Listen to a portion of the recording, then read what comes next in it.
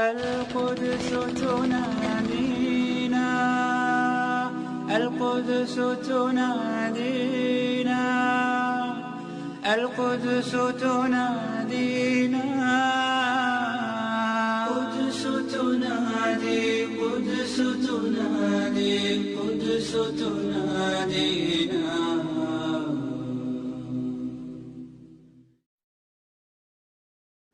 الحمد لله وكفى والصلاة والسلام على عباده الذين اصطفى خصوصا على أفضلهم وخاتم النبيين محمد الأمين وعلى آله وصحبه أجمعين وبعد.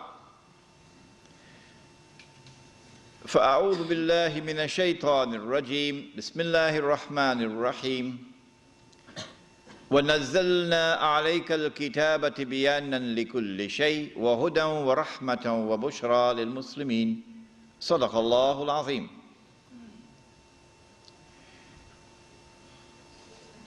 Surah Al-Nahl of the Quran, and Allah subhanahu wa ta'ala declares, and we sent down the book, yani the Quran, on thee, O Muhammad alayhi salatu wasalam, that this Quran might explain all things. And therefore that this Quran might explain that strange age when the Khilafah, the state and government in Islam, disappears. And it is replaced by something else. The modern secular state, the Commonwealth of Australia. This Quran will explain that strange age when the Khilafah disappears. And for a period of time there is no Khilafah. And then the Khilafah comes back one more time. And in this Quran there is guidance how to respond to that strange age when the Khilafah will no longer be there. That explanation and that guidance have come from Allah subhanahu wa ta'ala as an act of rahmah. And for those who search and find it and accept it and embrace it, bushra lahum, good news and glad tidings for such people. They will understand the world in that age, which others cannot, and they will respond to it correctly while others will not. We praise Allah and we glorify Him this night. And we beseech Him most humbly for His guidance and for His blessings and for His protection. As we attempt to address the subject, Imam al-Mahdi and the return of the Khilafah. And we pray for peace and for blessings on all His noble messengers, and in particular on the last of them all, the blessed Prophet Muhammad alayhi salatu wassalam. Before we begin, let us remind you of the announcement which is just made. By far the most important topic that I'll be addressing on this visit of mine, who knows if it's going to be the last, is the subject Islam and the international monetary system, not International Monetary Fund. The subject of Islam and money. What is money in Islam? What is money in the Quran? What is money in the Sunnah? You'll be surprised. That lecture, which was supposed to take place tomorrow night, had to be rescheduled because the hall was too small. So it is now rescheduled for next Wednesday, no longer at Blacktown, is it? No longer at Blacktown, but now at the Liverpool GYYC, whatever it is. You know what I'm talking about. Sheikh Faiz, who brought a lovely Lebanese breakfast for me this morning, and I sat down with Sheikh Faiz and I had breakfast this morning. Alhamdulillah, may Allah bless him. So that lecture is now next Wednesday, inshallah, at Liverpool. But next Monday, inshallah, we'll have a repeat of Jerusalem in the Quran, which now I have the book, When I came last December, I didn't have the book. Now we have the book. And in this subject, Jerusalem and the Quran, I'm going to give you the whole subject. I'm not going to hold back anything. So make sure you sleep in the afternoon before you come.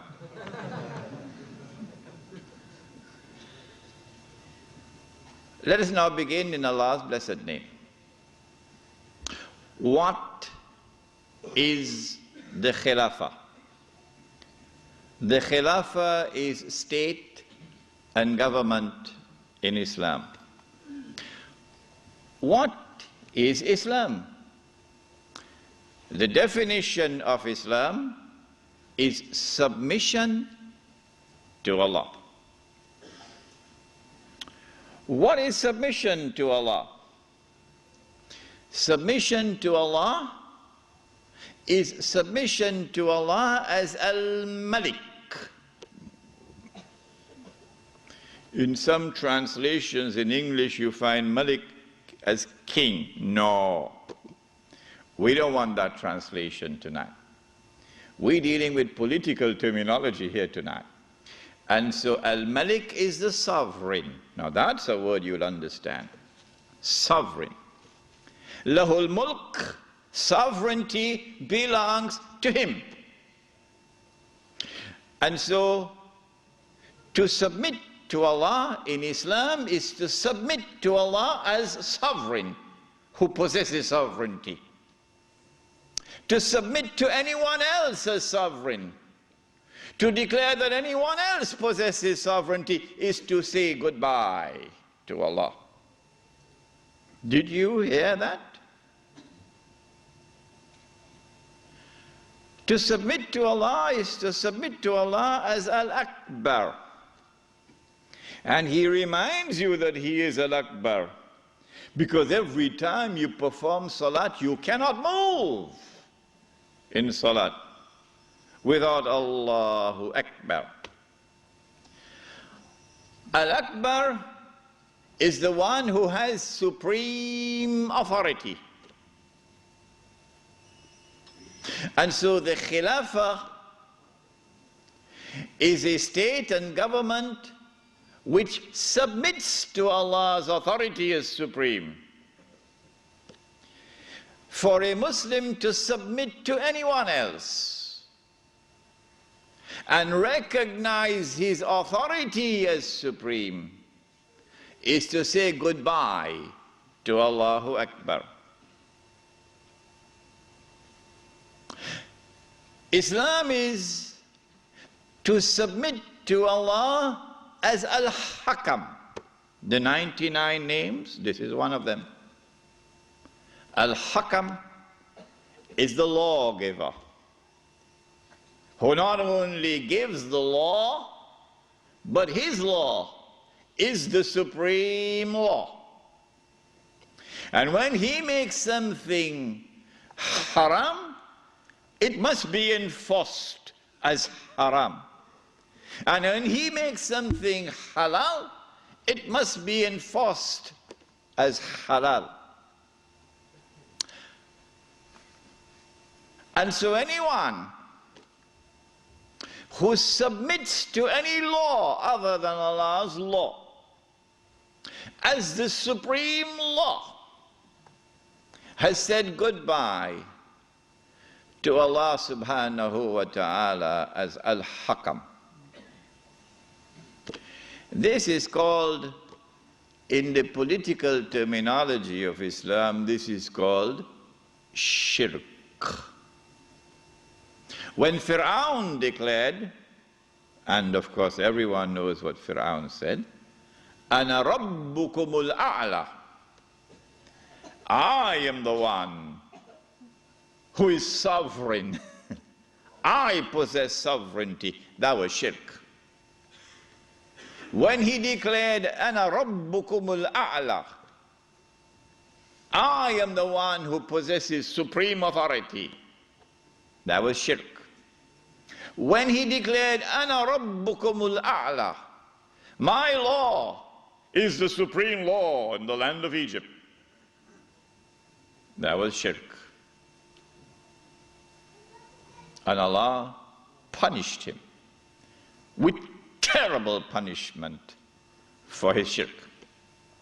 This then was the Khilafah, a system of state and government in which Muslims could submit to Allah subhanahu wa ta'ala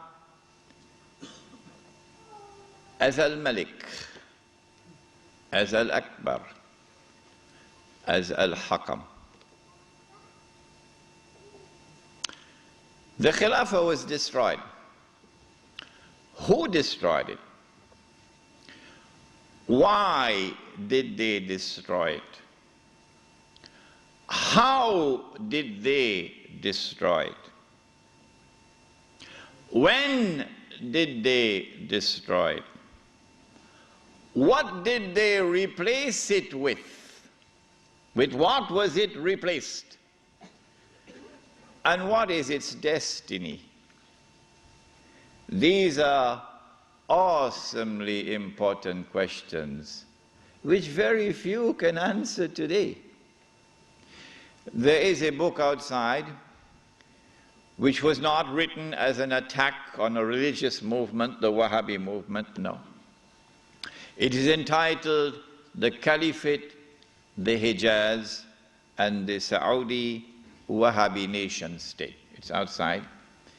And it answers all of these questions. Now then, let us begin the lecture as to who destroyed the Khilafah and why did they destroy it and how did they destroy it. When you read this book, Jerusalem in the Quran, and when you listen to the lecture next Monday, then you'll know that the Jews had in their heart, as they still have to this day, this conviction that it is their destiny. Even after Allah subhanahu wa ta'ala had expelled them from the Holy Land, even after they had lived in the wilderness for 2,000 years, it is the conviction in the heart of the Jews that it is their destiny to liberate the Holy Land of non-Jewish rule, to return to the Holy Land not as tourists, no, to return to the Holy Land to reclaim it as their own. For 2,000 years the Jews had this conviction in their heart that one day this will happen. To restore in the Holy Land the state of Israel, of Nabi Dawood alayhi salam and Nabi Sulaiman alayhi salam.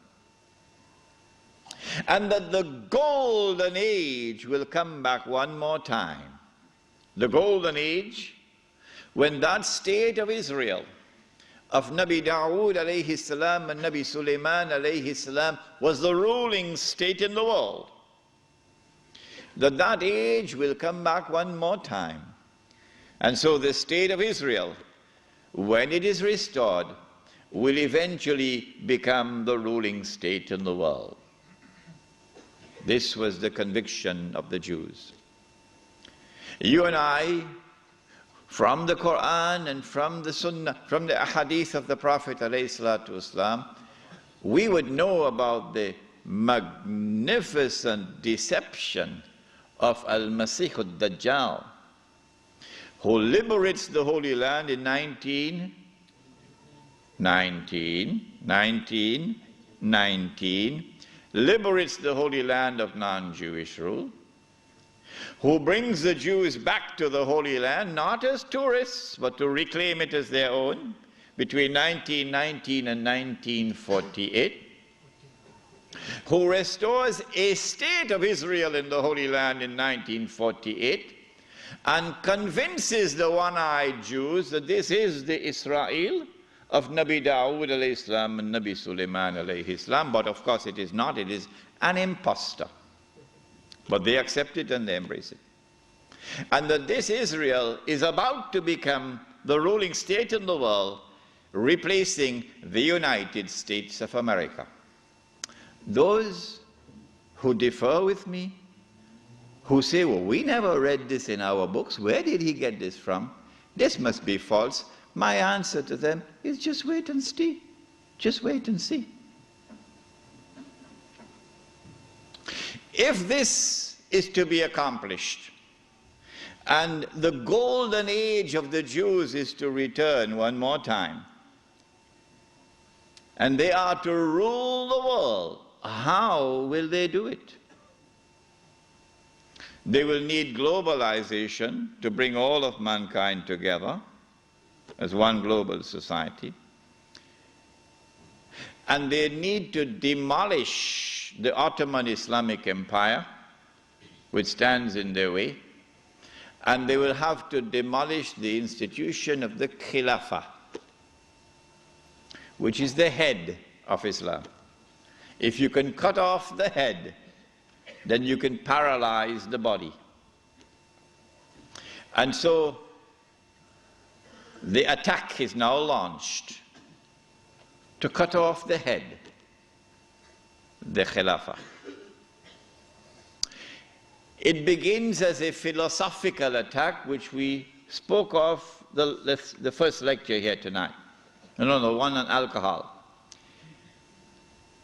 And that is that you use I'm going to use a long word now, you use an epistemology, that knowledge comes only from external observation and rational inquiry, to take mankind to materialism. But there is no reality beyond material reality. And then you apply that to political thought. And so out of philosophical materialism emerges a new political philosophy. What does it say? Since there is no reality beyond material reality, we can no longer collectively recognize sovereignty up there, so sovereignty must now be relocated down here. The people are now sovereign, no longer the God of Ibrahim alayhi salam. And the people constitute the state, and they locate sovereignty in the state. So the state is now sovereign. This is a European creation.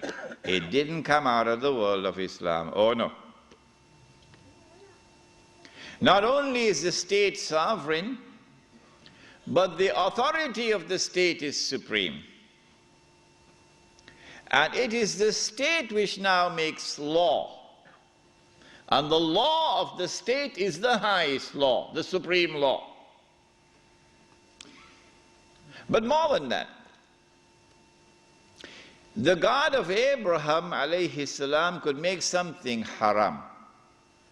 But we, the state, can change that and make it halal, meaning legalize it. If I am wrong, get up and correct me. Get up and correct me. We can change it and make it halal, meaning legalize it. And that is what Europe proceeded to do. Everything that Allah had made haram, they made it halal. There's nothing left now. When they declared that sovereignty belonged to them, not to Allah, that was shirk. It was shirk for Fir'aun, it is shirk for them. When they declared that the authority of the state is supreme, that was shirk. When they declared in Articles 24 and 25 of the Charter of the United Nations Organization, which I believe the Republic of Iran has not read as yet. When they declared in Articles 24 and 25 of the Charter of the United Nations, which the Republic of Iran, the Islamic Republic of Iran has not as yet read, what they declare? That the authority of the Supreme Council of the United Nations, is that what it's called? Security Council, Security Council. That the Security Council of the United Nations is vested with supreme authority in the world, in all matters pertaining to international peace and security. That was shirk. When they declared that the law of the secular state is the highest law, that was shirk. And when they declared halal what Allah made haram, meaning when they legalized what Allah made haram, that was shirk. Surah At-Tawbah of the Quran, بعد أعوذ بالله من الشيطان الرجيم اتخذوا أحبارهم ورهبانهم أربابا من دون الله. They took their priests and their rabbis as arbab, lords and gods beside Allah. وَالْمَسِيحَ ابْنَ مَرْيَمَ, and they did the same thing with the Messiah, the son of Mary. وَمَا أُمِرُوا إِلَّا يَعْبُدُوا إِلَهًا وَاحِدًا, but they had not been commanded other than to worship one God. La ilaha illahu, there is no God beside him. Subhanahu, glory be to him. Amma yushrikun.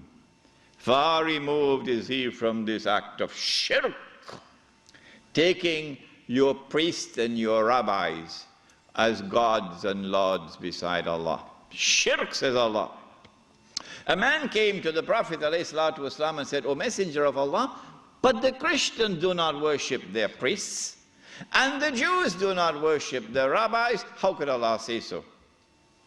To which the Prophet ﷺ replied, and he said, did they not make halal what Allah had made haram? That is their shirk. My question tonight, Lakemba, is this. If the priest and the rabbi make halal what Allah made haram, and that is shirk, then if the government does the same thing, would it not be shirk? You're very quiet tonight, aren't you, Lakemba? Yeah? And so, what Europe did is to launch the philosophical and political attack before the military attack, to produce that which can replace the Khilafah. And then they sent their agents, you remember Jassasa in the Tamim al-Dari hadith, they sent their spies to infiltrate Istanbul and to create what were called the Young Turks, the committee of whatever it was called, in whose group was located a man named Mustafa Kemal, and brainwash them into absorbing and imbibing and accepting the new political secularism which emerged out of Europe. Jazakallah. Jazakallah khair.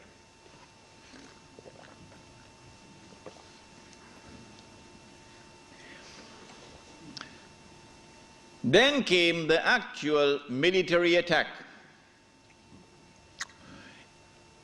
In 1897, Europeans who dressed up themselves in the clothing of Jews, remember they are Europeans who are parading as Jews, okay?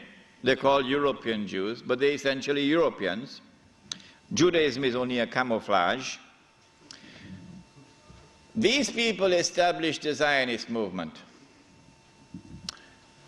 The stage was now set. The countdown has begun for the Jews to strike.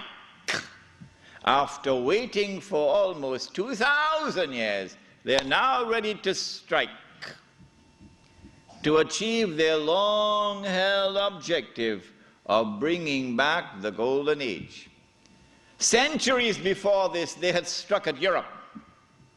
And over a period of almost 300 to 400 years, they had transformed Europe from a civilization based on faith in Christianity to a new, essentially godless civilization. Having done that, they are now ready to strike when they create the Zionist movement. Allah subhanahu wa ta'ala now unveils the mother of all signs for those who have eyes to see. But most of mankind have eyes, lahum a'yunun la yubsiruna biha. Most of mankind, they have eyes, but they don't see. They have ears, but they don't hear. They have hearts, but they don't understand. Ulaika kal an'am. Allah says of such people, they're just like cattle. What is the sign? The sign is the recovery of the body of Fir'aun. Yes. We will deal with this subject, inshallah, on Monday night. The body of Fir'aun is rediscovered just about the time that the Zionist movement is established.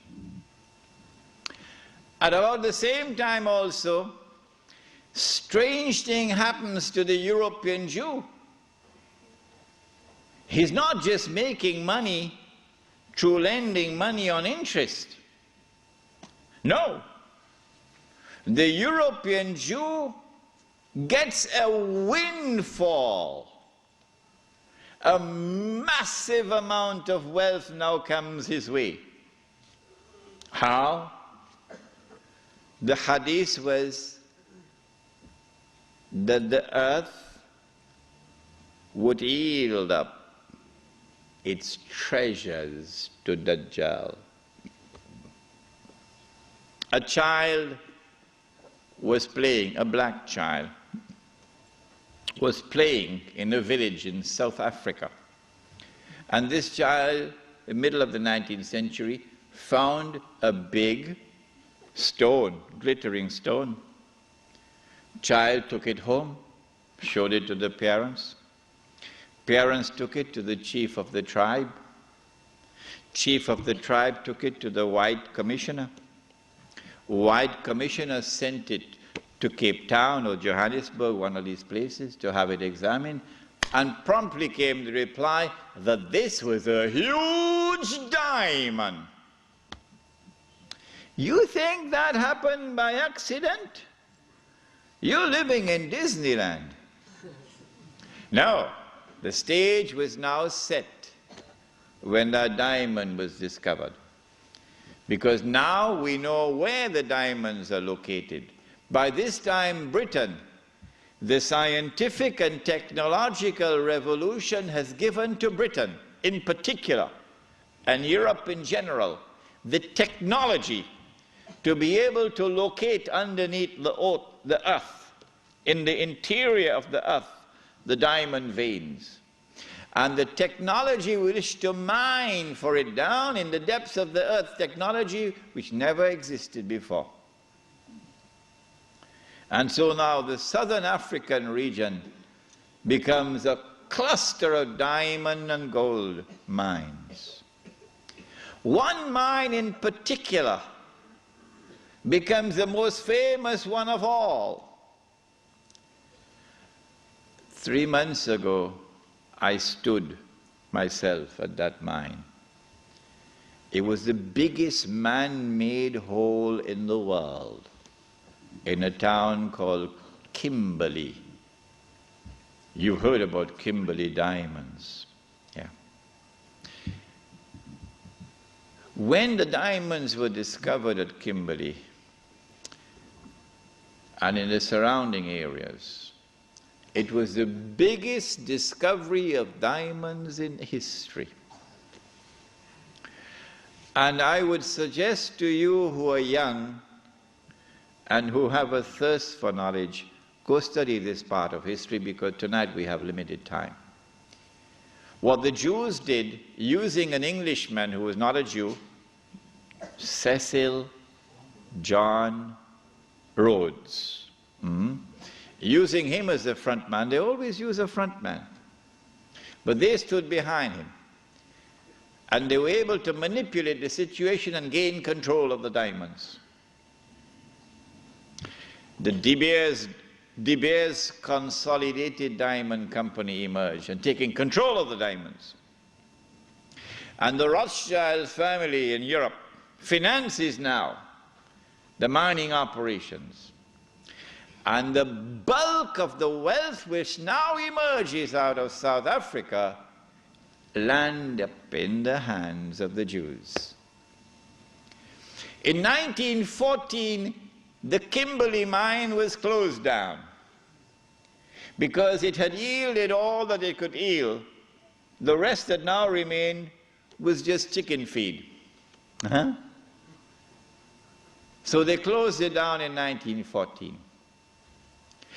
When I went to that diamond mine in Kimberley, there were wheelbarrows filled with plastic cubes to show you, give you an estimate of how many diamonds came out of this diamond mine. There were 5 huge barrows filled, brim, heaping with these plastic cubes. That's how many diamonds they got. And these were sold in the market, the international market, at the premium price because they cornered the market through the consolidated De Beers to establish a monopoly to ensure that the price would not come down. The Prophet ﷺ cursed that. When Kimberley was closed down in 1914,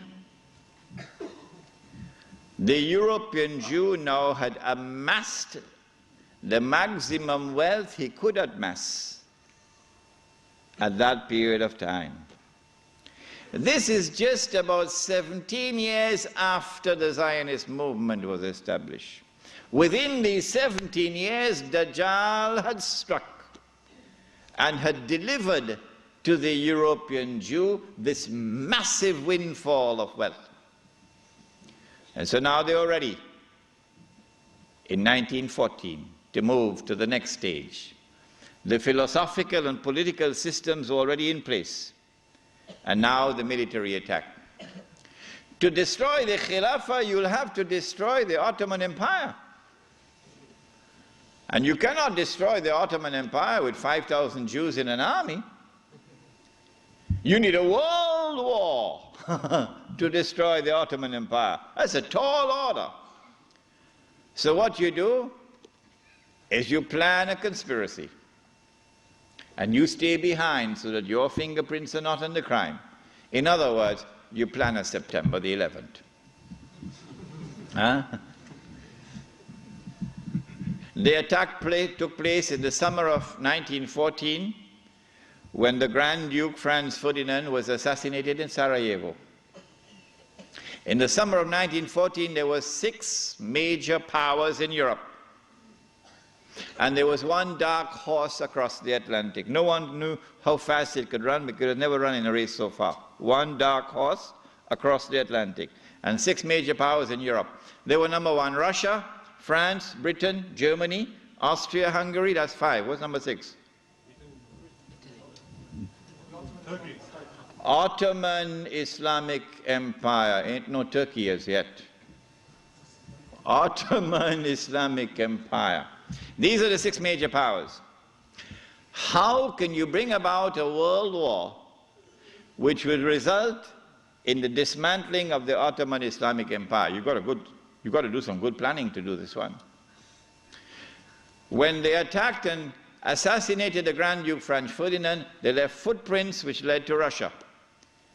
As on September 11th, they left footprints which led to Al-Qaeda and Saudi Arabia. The reason why, I forgot to mention this last night, the reason why they put so many Saudis on board the aeroplanes. You remember I told you about the Saudi who went to his government? He says, listen, I've heard in the newspapers and on CNN that I'm dead.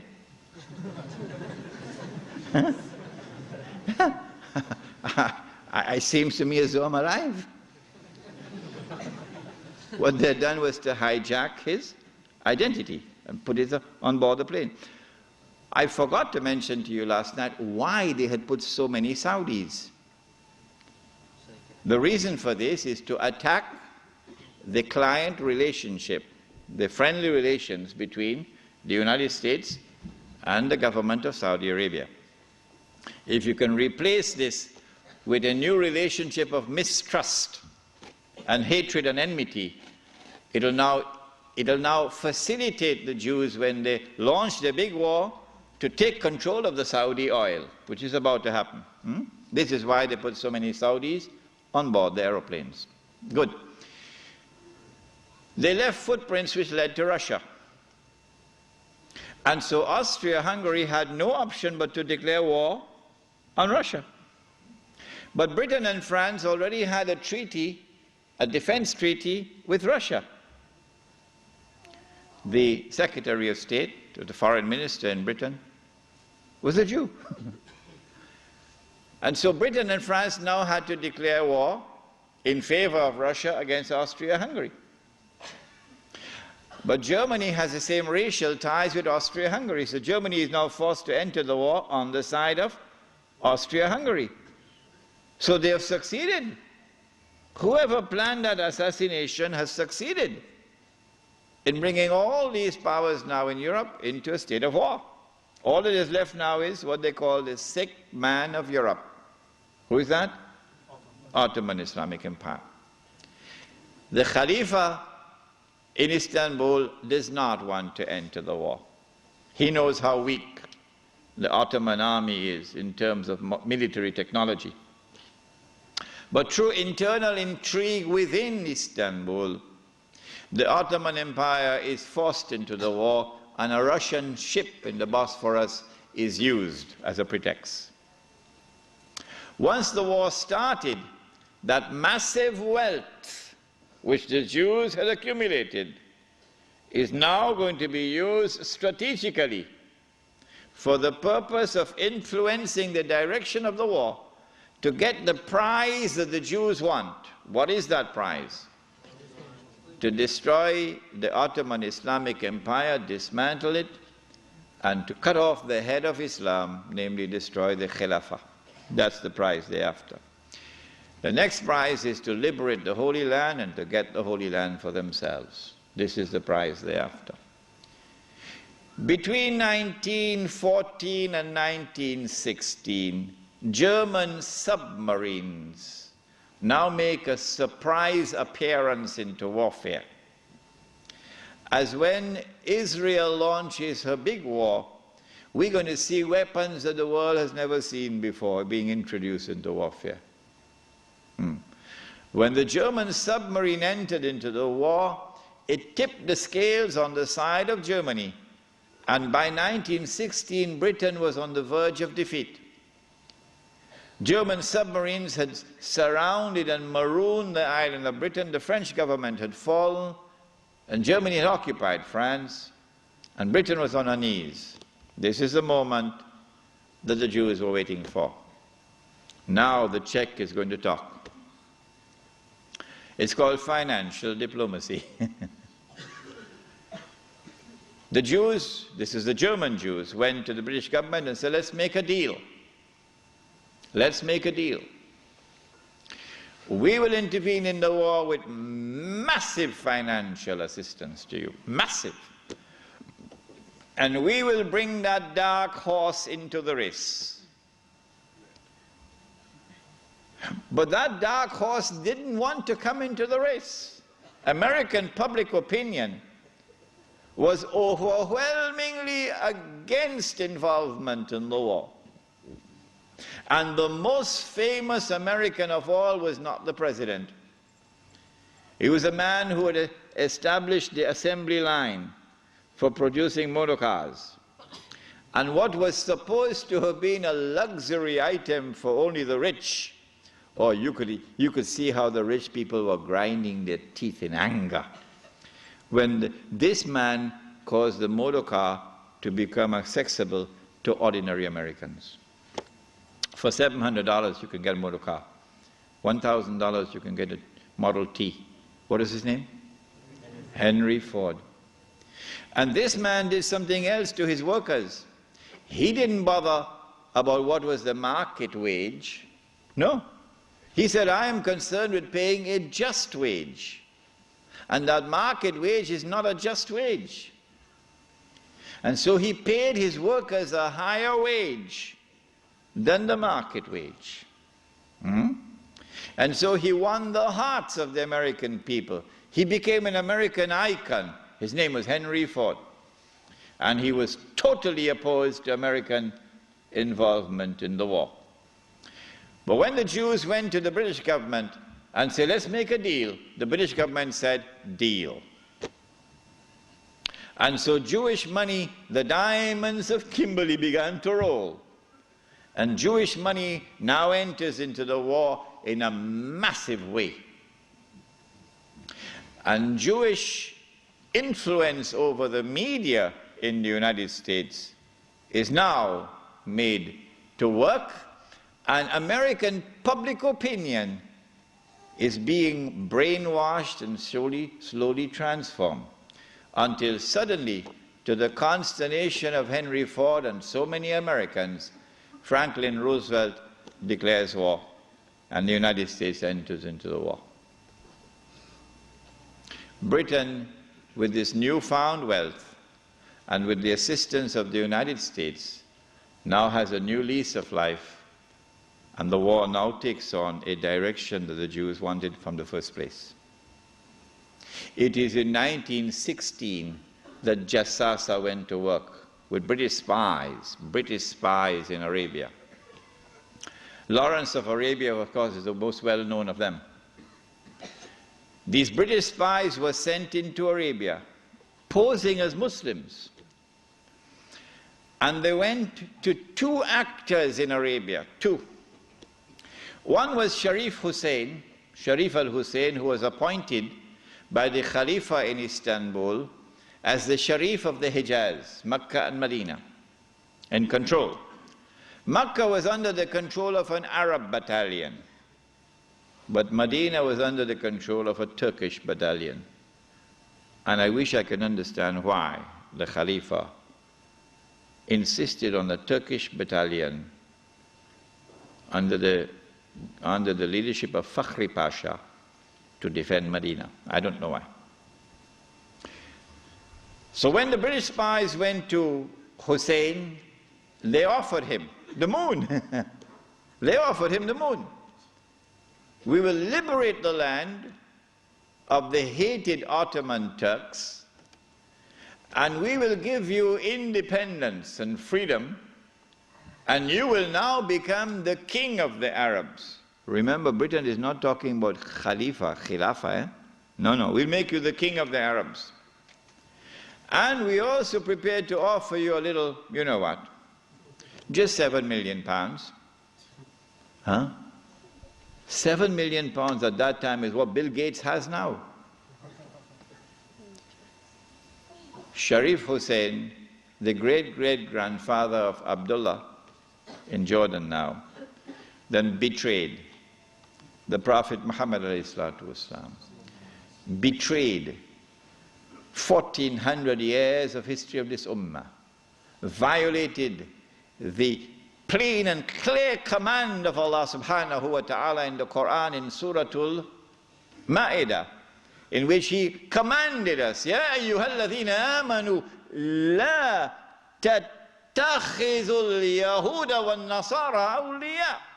Do not take the Jews and do not take the Christians as your awliya.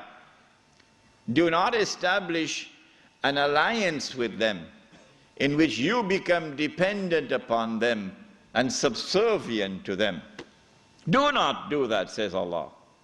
بَعْدُهُمْ أَوْلِيَاءُ بَعْضٍ. They are protecting friends of each other. وَمَنْ يَتَوَلَّهُمْ مِنْكُمْ فَإِنَّهُ مِنْهُمْ. Whosoever from amongst you turn to them for that kind of an alliance, you no longer belong to this ummah, you now join them. Inna Allah la yahdi al-qawm al-zalimin. Surely Allah will never provide guidance for a people who commit such an atrocious act of wrongdoing. And this is precisely what Sharif Hussein did, and what all his descendants from that day to this day have been doing. But the chickens are coming home to roost now for Abdullah. And the chickens are coming home to roost for Abdullah. When Mr. Bush attacks Iraq, then you're going to see Abdullah's suitcases at work. Yeah. They're all packed already, you know. They're all packed already. As soon as Mr. Bush attacks Iraq, you'll see where Abdullah is going to be heading for. Sharif Hussein now accepts 7 million sterling pounds and enters into a military alliance with Britain. and declares himself independent of the Ottoman Khalifa. Once the Khilafah in Istanbul had lost control of Mecca and Medina, had lost control of the Haramain, had lost control of the Hajj, you pull the carpet, you pull the rug from underneath the feet of the Khalifa. His Khilafah is now losing legitimacy. Can anyone be Khalifa? Can you appoint a Khalifa here in downtown Lakemba? Can Mullah Umar have been recognized as the Khalifa? No, why not? Because when the Hajj comes, Amirul Mu'mineen Mullah Umar will have to apply for a Saudi visa to perform the Hajj. Huh? And if the Saudis reject the visa, the Khalifa can't perform the Hajj. All right? And so the British calculated, if we can wrest control of the Haramain and the Hajj away from the Khalifa in Istanbul, then the legitimacy of his Khilafah will begin to crumble. And so this was 1916. The British spies then went to the second actor in the Arabian Peninsula. I mean, Britain has a PhD in deception. If you want to destroy the Khilafah, okay, you have to make sure that it cannot be restored. How can you take the entire world of Islam with so many ulama and ensure that not only is the Khilafah destroyed, but it cannot be restored? That's a tall order. How to do it? The answer is, you not only have to liberate the Haramain from the control of the Khalifa in Istanbul, but you have to put it in the control of those who will not themselves claim the Khilafah and will not allow anyone else to claim the Khilafah. And so long as these people keep control of the Haramain and the Hajj, the Khilafah can never be restored. Simple, isn't it? Simple, isn't it? And so that was why they had to make the trip to Riyadh to meet, what's his name? Abdul Aziz Ibn Saud. Correct name? Of course it's a correct name. Why are you afraid to mention it? But Abdul Aziz Ibn Saud did not control the Hijaz. So he couldn't command the check for £7 million. Huh? He had to be content with something less than that. So what the British offered to him was, if you would sign the same kind of agreement with us and violate the specific command in the Quran and betray Allah and His Messenger and betray the Ummah, if you will do that, we pay you £5,000 a month. Would you accept that? Abdul Aziz says yes. Yes. And in 1916, Abdul Aziz ibn Saud signed an agreement with Britain. Yes. Which made of him a military ally of Britain, subservient to Britain. But when the Ikhwan, who were his military force, questioned him, how can you sign this agreement with Britain? And how can you accept this money from Britain, £5,000 a month? Abdul Aziz ibn Saud says, this is jizya.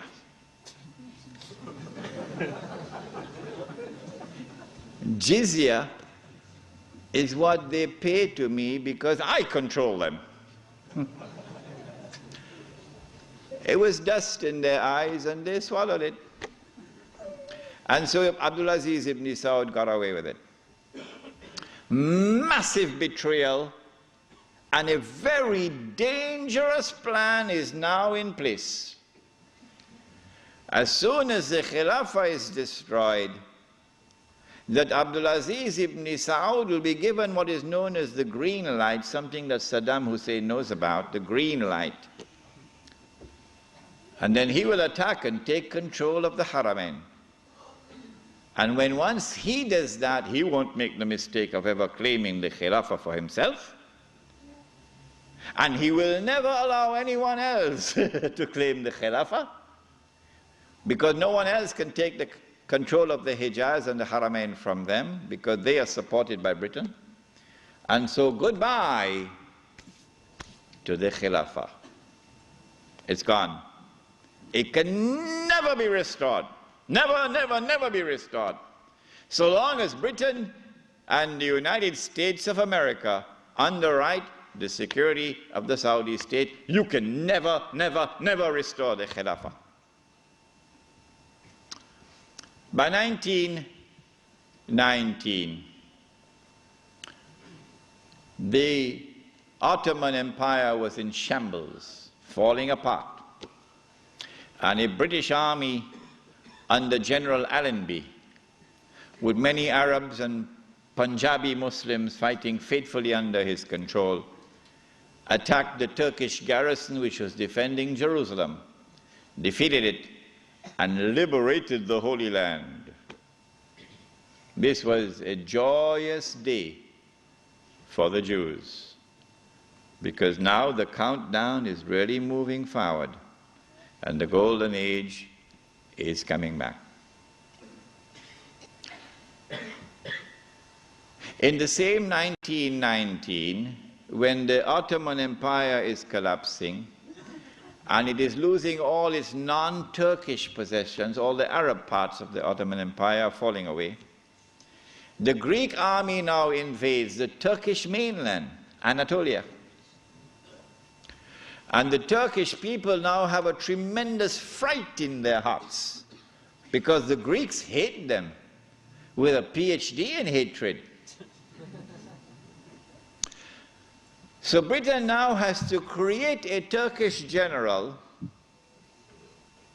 who would appear to the Turkish people as a savior who has come down from the heavens with his hands resting on the wings of angels to save the Turkish people. And so at a place called Gallipoli, a man named Mustafa Kemal inflicts a defeat on the ruling state in the world, Britain, and immediately climbs the ladder to become the hero of all heroes in Turkish history. Very convenient, isn't it? Mustafa Kemal now takes over. He is in fact de facto ruler over the Ottoman Empire, and the Khalifa is just a piece of furniture.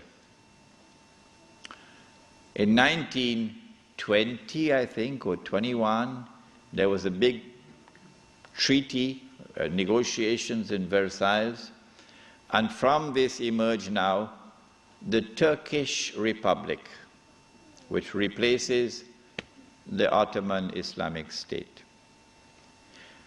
But Mustafa Kemal said, the Turkish people love their Khalifa.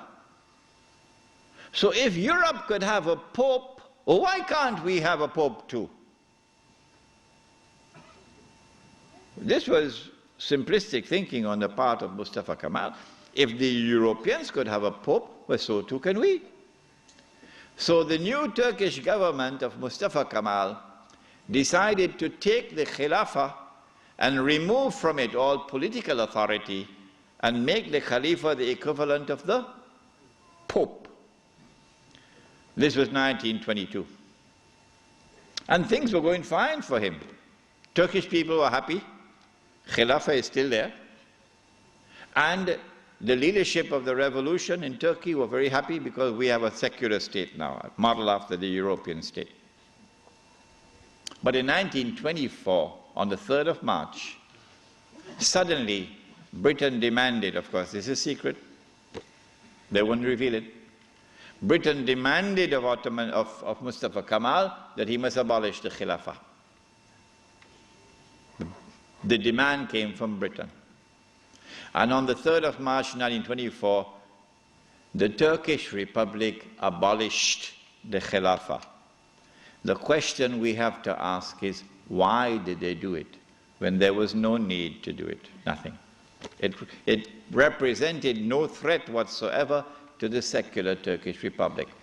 The answer for the abolition of the Khilafah on the 3rd of March 1924 is located in a place called India. But even the Indian scholars of Islam are not aware of it. Even they are not aware of it. When the attack on the Khilafah was taking place in the 1916, 17, 18 period, then Indian ulama, at that time the Indian Muslim community was one of the most influential Muslim communities in the world. And the Indian Muslim community was led by leaders who knew Islam and lived Islam. Men like Maulana Muhammad Ali Jawhar, Maulana Shaukat Ali, Maulana Sayyid Suleiman Nadwi, Mufti Kifayatullah, men who knew Islam and lived Islam. And they wanted to get rid of British imperial rule in India, so that when they got rid of the British, they could restore Islamic rule over Muslims. That's all they wanted. Get rid of the British and restore Islamic rule over Muslims. And they realized that they could mobilize the Muslim masses of India over this issue of the Khilafah, because everybody loved the Khilafah.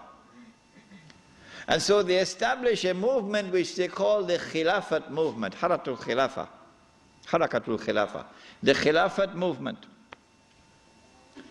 When they established the Khilafat movement and it began to mobilize the Muslim masses, the body which was sleeping is now waking up for revolutionary struggle to preserve the Khilafah in Istanbul.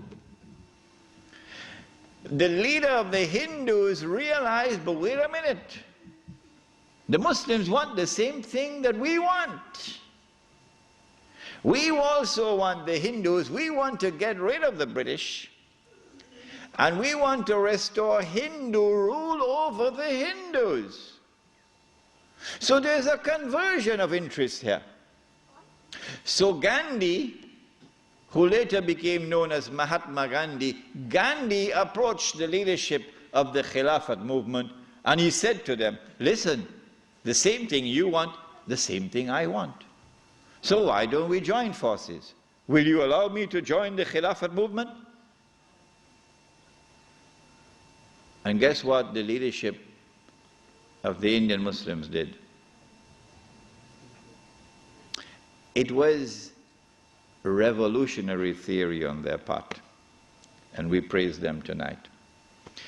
They admitted, they accepted the offer of Gandhi, and they formed an alliance. And so the Khilafat movement in India now became a Hindu-Muslim alliance for the purpose of getting rid of British rule. And then that would replace, that which would replace British rule would be Islamic rule over Muslims and Hindu rule over Hindus. This constituted the most dangerous of all threats that Western civilization have ever experienced in its entire period of colonization of mankind. This Khilafat movement.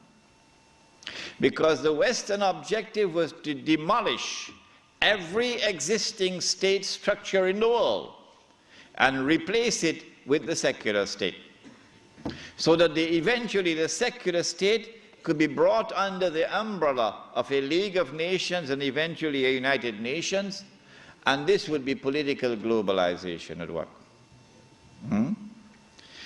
If the Khilafat movement were to succeed, then one of the most important communities in the world, the Indian Muslims, will escape. Because when the British withdrew, Muslims will be ruled by Islam and Hindus will be ruled by Hinduism.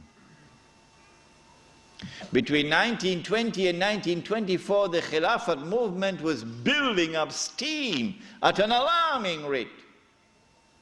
And by 1924, the British had calculated, we have to get rid of this Khilafat movement.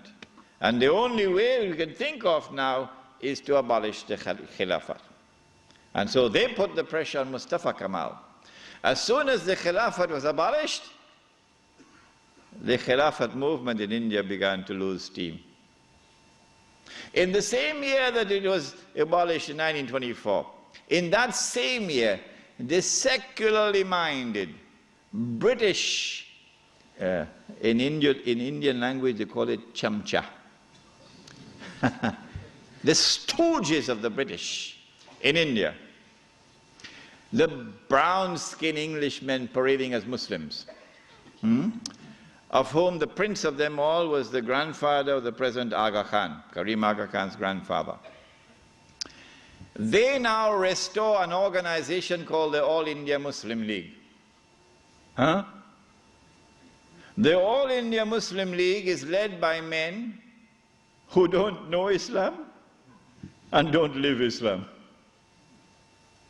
And these are the people who now wage a struggle for the liberation of the Muslims from British rule to be replaced, not with rule of Islam, oh no, but rather by the rule of the secular Republic of Pakistan and the secular Republic of India, so that Pakistan and India could be embraced within the community of secular nation states. But of course you had to put a little red herring to fool the people.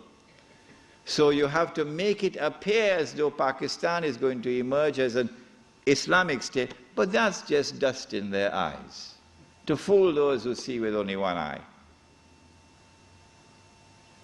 And so in 1924, on the 3rd of March, the Caliphate was abolished. When the Caliphate was abolished, Sharif al-Hosein realized that he was in grave danger now. So long as there was a Khalifa in Istanbul, the British needed him. But now that the Caliphate was destroyed, abolished, Sharif al-Hosein now realizes the plan. He says, oh my gosh, they're going to send Abdulaziz ibn Saud to cut my throat now. In exactly the same way that Abdullah of Jordan is now realizing, as soon as Bush attacks Iraq, that is the end of me. So Sharif al-Hosein decides 4 days later, on the 7th of March 1924, to claim the Khilafah for himself. But when you're a client state of Britain, you can't do that. You have to first apply to the British government for permission to become the Khalifa. He didn't do that.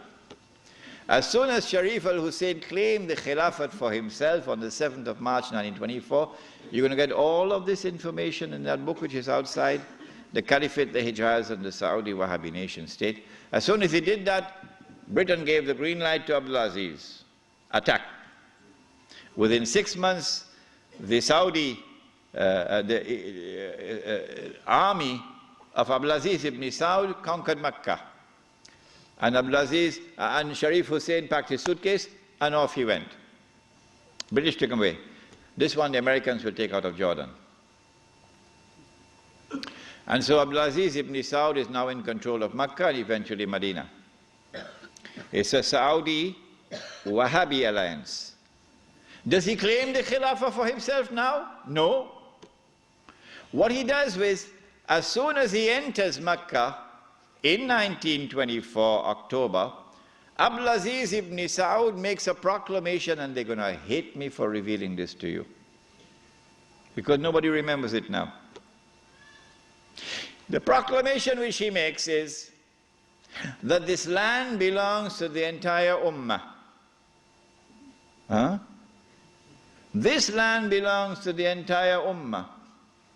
I wonder how a Pakistani or a Bengali Muslim will feel when he hears that and he's been rounded up like dogs, stray dogs, and put on trucks because he's overstayed his visa, while white-skinned Americans and British are treated like princes in the Holy Land. How will a Pakistani or Indian or Bangladeshi feel? This land belongs to the entire Ummah.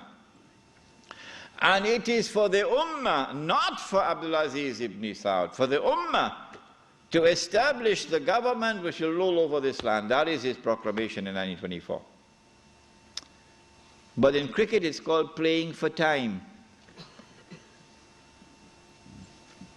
He did this because in April of 1924, Al-Azhar University had responded to the Turkish abolition of the Khilafah. What did they do? Al-Azhar University declared that this was bid'ah and haram to abolish the Khilafah. And therefore we must respond to it. And the response of Al-Azhar is that we must have a mu'tamar, a conference, which would meet and which would appoint a new Khalifa.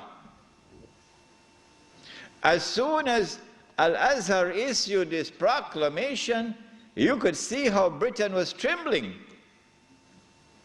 The British government can't digest their food now. They've got to plan some counter strategy to the initiative of Al-Azhar University. The counter strategy is that Egypt is itself not a free country. It may appear free, but Britain really has control over Egypt. So Britain puts pressure on King Fuad, the father of King Farouk. You're too old to hear about, you're too young to know about this. And King Fuad is now putting pressure on Al-Azhar to hold back on this conference.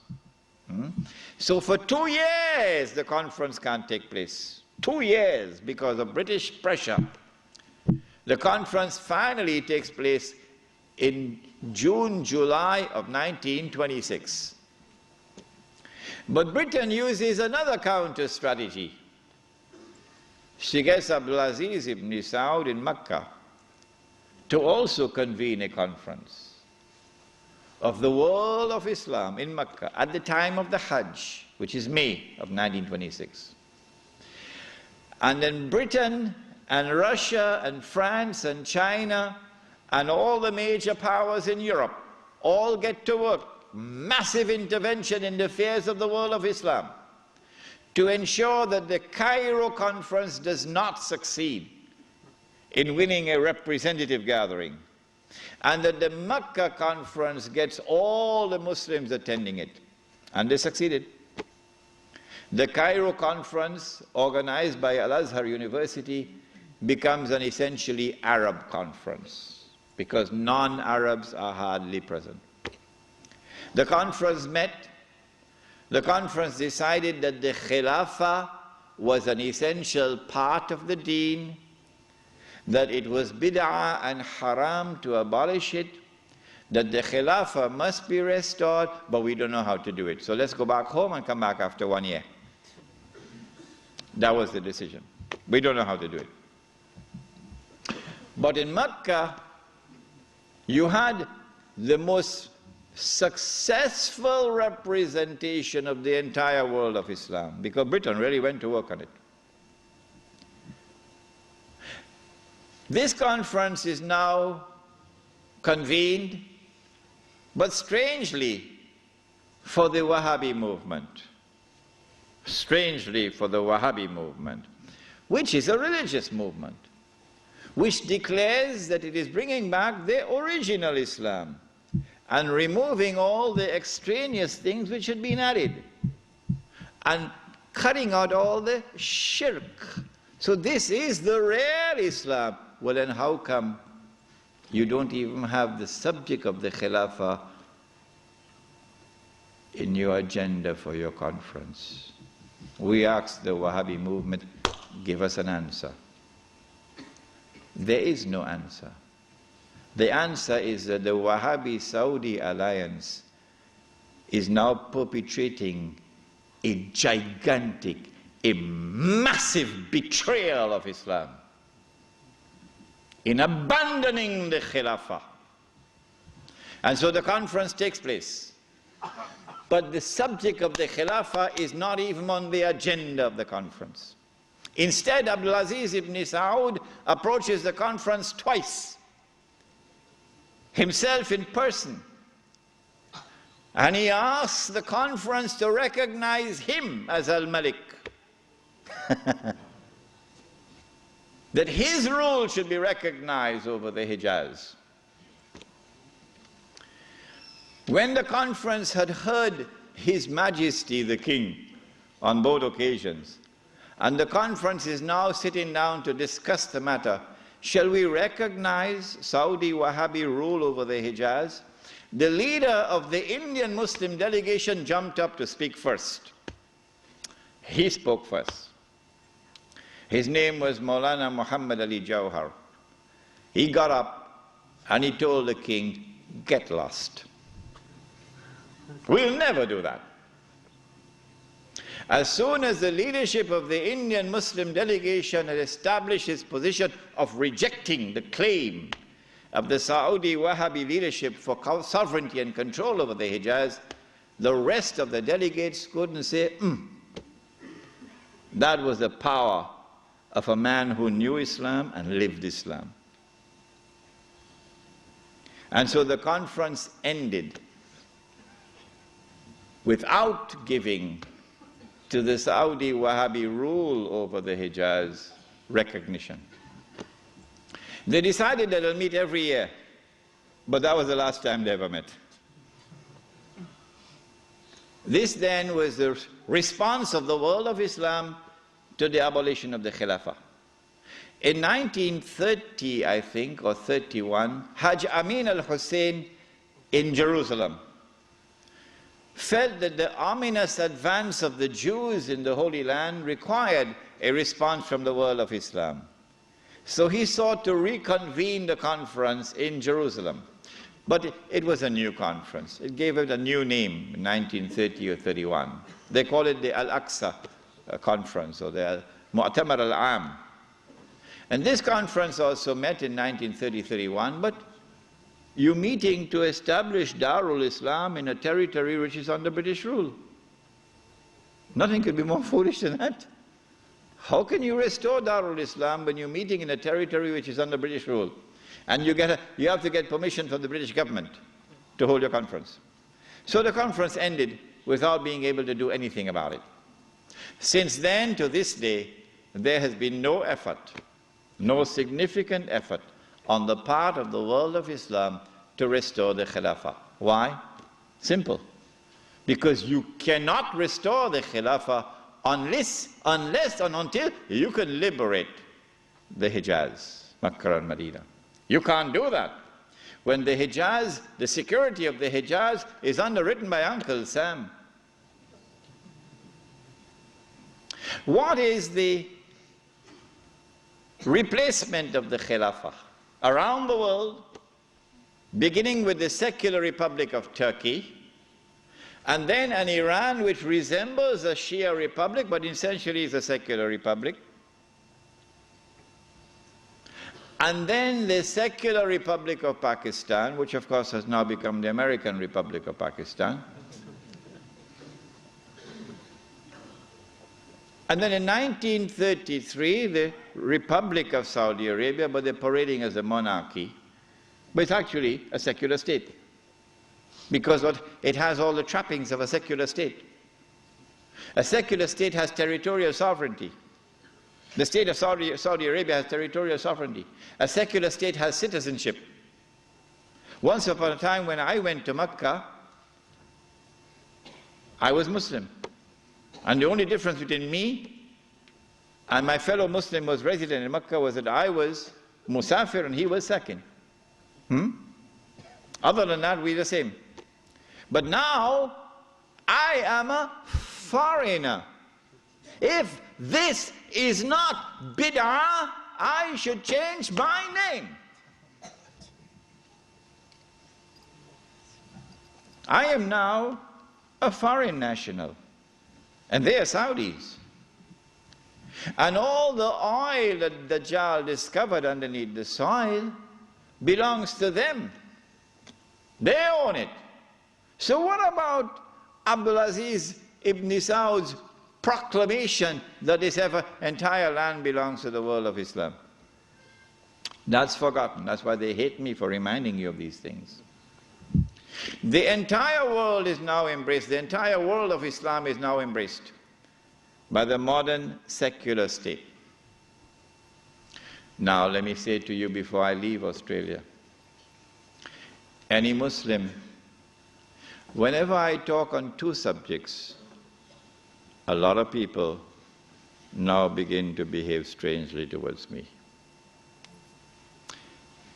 But while it pains my heart, it will not change me, because I do not teach Islam to please people. I try to do it to please my Lord. When I talk on the subject of riba, some people begin to hate me. Yeah, it doesn't matter.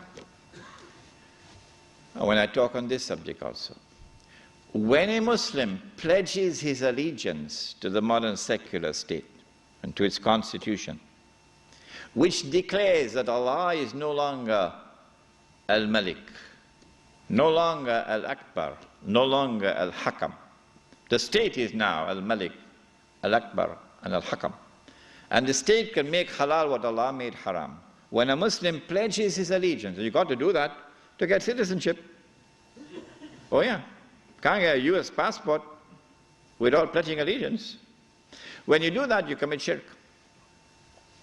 If you don't believe me, no problem, no problem.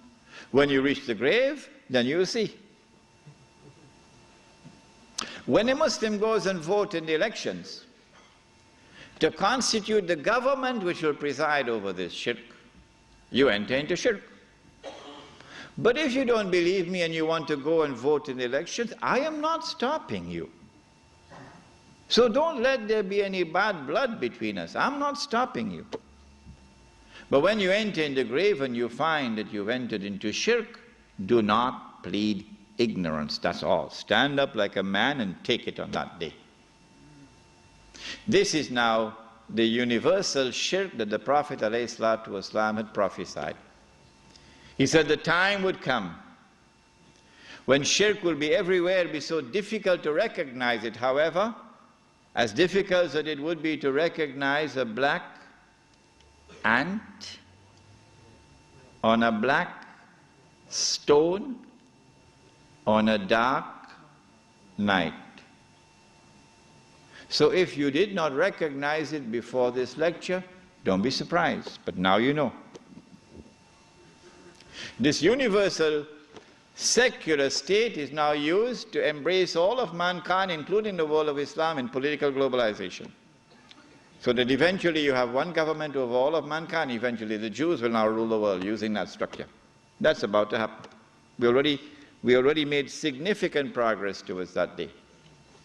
When you read this book, Jerusalem in the Quran, which I believe is the first and only book on the subject, because you couldn't write this book before 1948. Nobody could write it before 1948. Not in 1400 years of this history. In fact, it was difficult to write this book in 1948. It's easy to write it now, but difficult to write it at that time. When you read this book, then you'll understand why it is, I say, that we are now located at that moment in time when one ruling state is about to give way to another, that the state of Israel is about to replace the United States as the ruling state in the world. When Israel takes over from the United States with that big war which is about to take place, and the American economy collapses and the US dollar collapses and all the paper money in the world collapses, and this is going to be my lecture next Wednesday, inshallah, on Islam and the international monetary system, please come to it. Then we see that transfer of power. Israel takes control of the oil, for example, of the Middle East. When Israel becomes the ruling state in the world, then the Jews will say, the golden age has come again. The prophecy is being fulfilled. But they're being deceived. in the grandest and most magnificent deception mankind has ever witnessed. No, this is not the golden age. You've been deceived by Al-Masih ad-Dajjal. Israel will rule the world for a day which is like a week. If you disagree with me, you say, we never heard this before. Our sheikhs who taught us Islam, they never talked about this, so you must be wrong. My response is wait and see. That's all. I don't have to say anything more than that. How long will a day which is like a week last? How long? How long will Israel rule the world? And what will be our predicament during that time? This is what I spoke about last night. You cannot establish Islam at the macro level, so go ahead and establish at the micro level. The jihad is already in force to liberate the Holy Land. No one can stop that jihad. No one can stop it. The jihad is already in force to liberate the territory from where the army will come, from Khorasan. No one can stop that jihad. When you see that army coming from Khorasan, the Prophet said, go and join that army, even if you have to crawl over ice. Because no one will be able to stop that army until it reaches Jerusalem. When a day which is like a week has come to an end, and we will know that because the water in the Sea of Galilee would have dried up. That is the time when these events are now going to take place. The advent of Imam al-Mahdi, Dajjal appearing in a day which is like our day, so we'll see him as a Jew, etc., and the Son of Mary coming down. There are some of you who have become a bit uncomfortable with my statement that I said it would be perhaps within the next 50 years. And I went on to say, I can be wrong. If this statement is uncomfortable to you, I can make another statement which means exactly the same thing. Exactly the same thing. I can say that I expect the Sea of Galilee to dry up in about 50 years. I hope you'd have no objections to that. Huh? But it's the same thing. Because it is when the water in the Sea of Galilee dries up that the Son of Mary will come back down. Go and read your Sahih Muslim. It is at that time, and go and notice the water level in the Sea of Galilee now. It is lower than it has ever been before in history, and Lebanon is about to take water out of the river. What's the name of the river? Litany? Huh? Whatever is the name of the river. Lebanon is about to take water out of that river, and Israel is saying, if you do that, we're going to wage war against you. Why? Because that water runs into the Sea of Galilee. Yes. And so the hadith of the Prophet Muhammad ﷺ is now moving to center stage. If I say 50 years, and if I say I can be wrong, at least I'm giving you a wake-up call. A wake-up call that you're living in the age of the countdown. So don't be fighting each other over chicken feed. That's what you're doing. In South Africa in particular, the ulama fighting with each other, sectarian conflicts over chicken feed. While this hugely important subject is so far away from them, it is unbelievable. When the water in the Sea of Galilee is drying up, and the state of Israel has ruled the world for a day which is like a week, then in Sahih Muslim we are told, a Muslim ruler will die and there will be disagreement concerning succession. And then a man is going to come out of Mecca. His name will be my name and his father's name will be my father's name, said the Prophet ﷺ. He'll have a broad forehead and a large nose. And he'll be known as Al-Mahdi. And he'd hurry from Medina to Mecca. As he approaches Makkah, people are going to come out to him, so this has to be a well-known person, not some obscure non-entity, a well-known person. When the people of Makkah come out to him, they'll force him to accept the bay'ah, the oath of allegiance which legitimizes the leadership of the Amir al-Mu'mineen, bay'ah. He will accept the bay'ah at the Kaaba and then proclaim himself to be al-Mahdi. It is only then that you would know that al-Mahdi is here. So stop asking these foolish questions. Is he born already? Is he in Lebanon? Or maybe in Indonesia? That's foolishness. Al-Mahdi cannot emerge until Israel has become the ruling state in the world. Al-Mahdi cannot emerge until Dajjal has completed his mission. Al-Mahdi cannot emerge until the state of Israel has ruled the world for a day which is like a week. Al-Mahdi cannot emerge until the water has dried in the Sea of Galilee. So stop these foolish questions. He proclaims himself to be the Mahdi. There are going to be eclipses of the sun and the moon that month. But there have been eclipses of the sun and the moon in the past. But after he proclaims himself al-Mahdi, he's going to be attacked from an army, with an army from Sham. That army comes down to the south, and armies are under the control of governments. And when that army is between Medina and Mecca going down south, the earth is going to open and swallow that army. That is the sign of all signs, beyond a shadow of a doubt, validating the claim of this man that he is the Mahdi. But Mecca has never been a Shia city. Never. And Mecca will not be a Shia city at that time. And Mecca will not come out to give allegiance to a Shia. And so you have to be living on the moon to believe that the Mahdi is going to be Shia. We do not say this to embarrass the Shia or to be uncharitable to them or to hurt their feelings in any way. This is just factual analysis. When the earth opens and swallows that army, then on that day, those from the world of the Shia who accept him as the Mahdi and follow him are our brothers in faith. And shoulder to shoulder we'll fight to liberate the Holy Land. But those from the Shia, and we anticipate that there will be those, who will now reject him as the Mahdi because he is not Shia. You're not our brothers in faith. And you will not fight with us shoulder to liberate the Holy Land.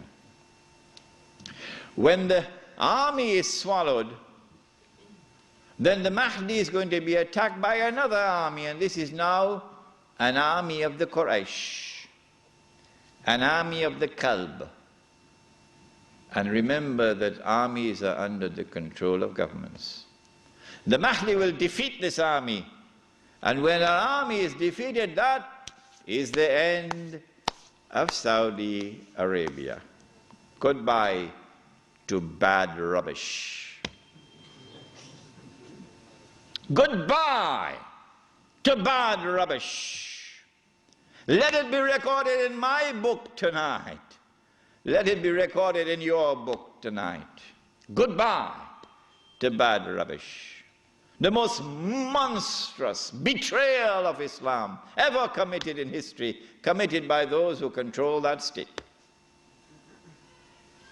Now Darul Islam is restored. Yeah, this is Islam, not that. And let it be clear that there are so many Salafi Muslims in Saudi Arabia, in prison, because they too are struggling for the same thing that I am struggling, to liberate that land. Let it be clear that there's a man like Sheikh Safar al-Hawali, who is at the forefront intellectually, spiritually, and theoretically, at the forefront. I benefited from his thought.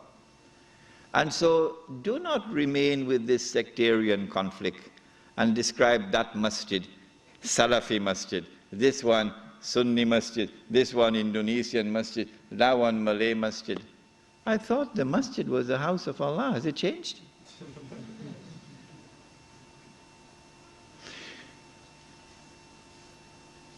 When Darul Islam is restored in the Arabian Peninsula, this is now the most dangerous and potent of all threats to the state of Israel. Dajjal will now attack. He's now in a day which is like our day. And so we'll see him, a Jew, a young man, powerful, built, curly hair. But I'm not saying anything about his eyes because you understand the hadith about the eyes now. The Prophet ﷺ pointed his hands to the east 20 times. And he said he's going to come from the east. Jerusalem is northwest. When Israel attacked Jamal Abdel Nasser, although Israel is to the east of Egypt, Israel attacked from the west and destroyed the Egyptian Air Force on the ground in the Six-Day War. Similarly, Dajjal is not going to attack from the northwest. He attacks from the east. 20 times, said Muhammad alayhi salatu wasalam. You can come from the east. When he attacks, he's going to be riding on a donkey, which will travel as fast as the clouds, and which is have his ears stretched out wide. I'm going to Perth, inshallah, on Thursday on that donkey.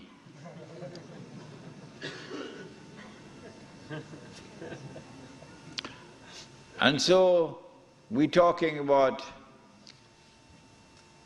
fighter aircraft. And east of Medina and Mecca is the Saudi Air Force Base, which is now also an American Air Force Base in Dhahran. As they attack Mecca and Medina, the angels defend Mecca and Medina. This is there in Sahih Muslim. And the attack is diverted to Damascus. And then the confrontation takes place. Dajjal is outside and the Imam is inside, the masjid. And now history repeats itself. The Jews are rubbing their hands. We got them now. There's no escape. We got them. We have them in our sights now.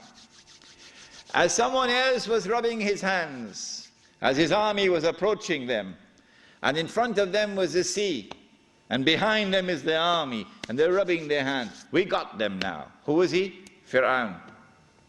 And so history repeats itself. But at the last moment, Allah subhanahu wa ta'ala says to Musa alayhi salam, take your rod and strike the water. And then the divine intervention took place, the miracle. And the believers were saved. وَإِذْ فَرَقْنَا بِكُمُ الْبَحْرِ فَأَنْجَيْنَاكُمْ وَأَغْرَقْنَا آلَ فِرْعَوْنَ وَأَنْتُمْ تَنْظُرُونَ. Now history repeats itself. As the Jews are rubbing their hands, we've got them now, we've cornered them. At that last moment, history repeats itself. The son of Mary comes down with his hands resting on the wings of two angels. The first time he came, Allah raised a man. And when the Messiah came, he came in front of that man. And that man said, here he is, this is the man you've been waiting for, this is the Messiah. Who was that man? Yahya alayhi salam. So this is a divine method for positive identification. But Ibn Khaldun, may Allah bless him and have mercy on his soul, that great scholar, we are not fit to clean his shoes. Ibn Khaldun did not understand this. And Muhammad Iqbal, that great scholar, we are not fit to clean his shoes. But Muhammad Iqbal did not understand this. And so many other scholars have not understood it. And they rejected all the ahadith on Mahdi as fabricated. Ibn Khaldun did it and everybody else followed him. But now history repeats itself. The divine method of positive identification is repeated. As the son of Mary comes down in the masjid, Imam al-Mahdi says, here he is, this is the son of Mary. And history repeats itself. May Allah forgive Ibn Khaldun. And then the son of Mary responds and identifies himself. Imam asks him, you lead the salat. He says, no, you are the Imam, you lead. After the salat, then the confrontation takes place between the false Messiah and the true Messiah. And the false Messiah is killed. And then Gog and Magog are destroyed. The Sea of Galilee is dry. And after Gog and Magog are destroyed and Dajjal is killed, now the state of Israel is without any support. Now it's going to be a level battlefield, a level battlefield. I may be wrong, but I suspect that there's going to be a massive collapse of the world of modern technology. I suspect that. And so horses are now going to be used once again. Yeah. The army now comes out of Khorasan, and that army attacks and destroys the state of Israel. The first time it was a Babylonian army. The second time it was a Roman army. And after the Roman army destroyed them and threw them out of the land, Allah said, وَإِنْ عُدْتُمْ عُدْنَا وَإِنْ عُدْتُمْ عُدْنَا. If you return with your fasad, we will return with our punishment. They return with their fasad. It's happening now before your eyes. And so Allah returns with His punishment. وَإِنْ عُدْتُمْ عُدْنَا. And so now the Muslim army destroys the state of Israel.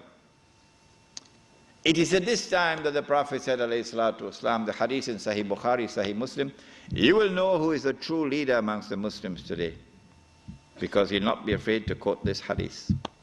And you'll know those who betray Islam, because they will never quote this hadith. Never. They'll lose their jobs.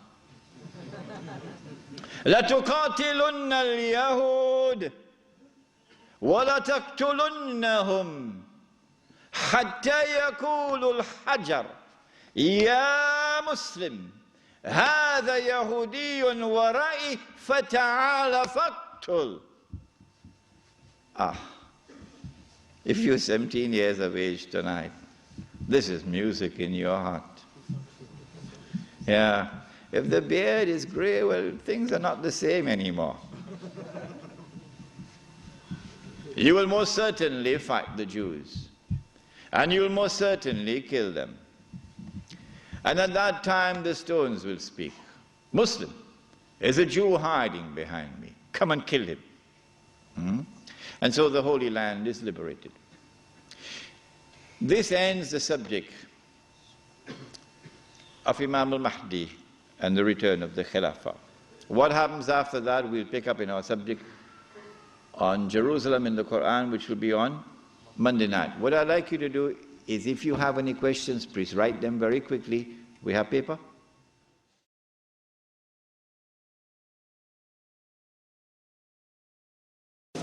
Question 1. Please define the geography of Khorasan. Where is Khorasan? Khorasan, in the time of the Prophet ﷺ, has been researched by the eminent Pakistani scholar, Dr. Israr Ahmad, and he has explained that Khorasan is that territory which extends from northwest Pakistan, the Pathan belt, northeast Iran, the whole of Afghanistan, and the territory north of Afghanistan. But clearly Afghanistan is in the heart of Khorasan. No. This territory has one thing distinctive about it, that Europe could never colonize the heart of Khorasan. The British tried when Britain was the ruling state in the world, and the British failed. And then the Russians tried when they had the superpower, the Soviet Union. And after 12 years, the Russians failed. And guess who is trying now? Yes. The war in Khorasan has just begun, Mr. Bush.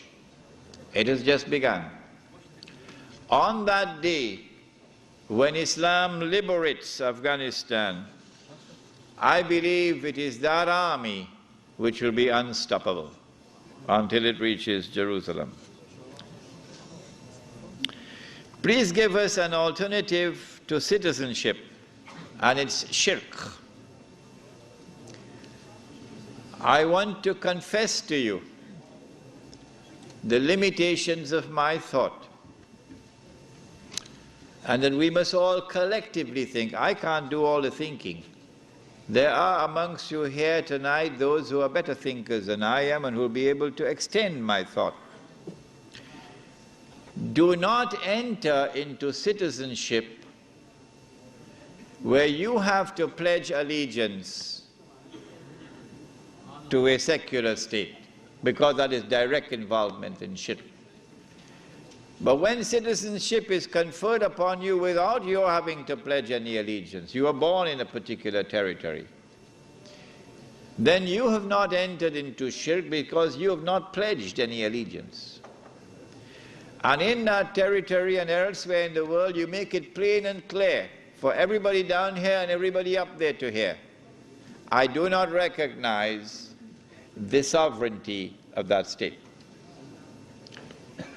If even with that state where you have citizenship, you are now denied citizenship, then you become what we were when we left Mecca and went to Medina. What were we?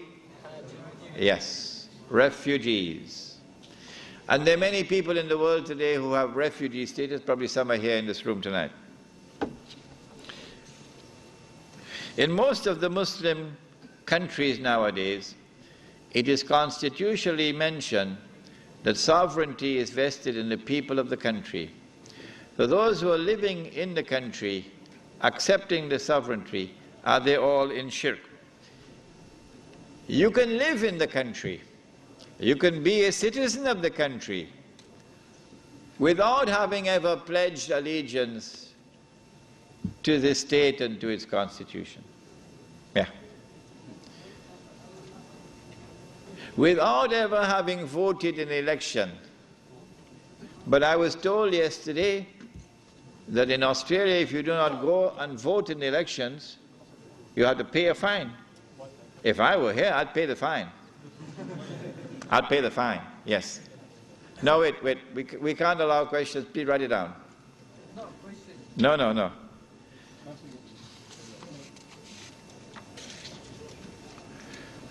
When does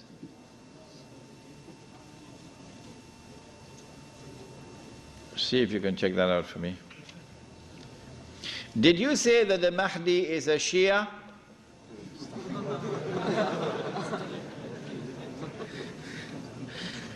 No, I said that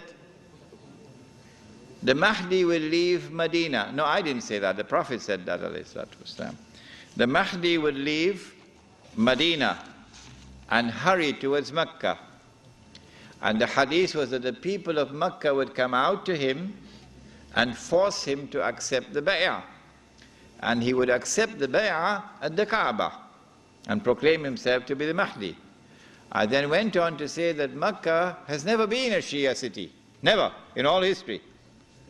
And Mecca is not going to become a Shia city.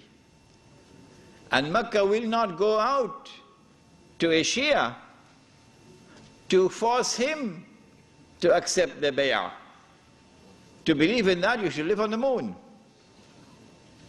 And therefore, the Mahdi cannot be Shia.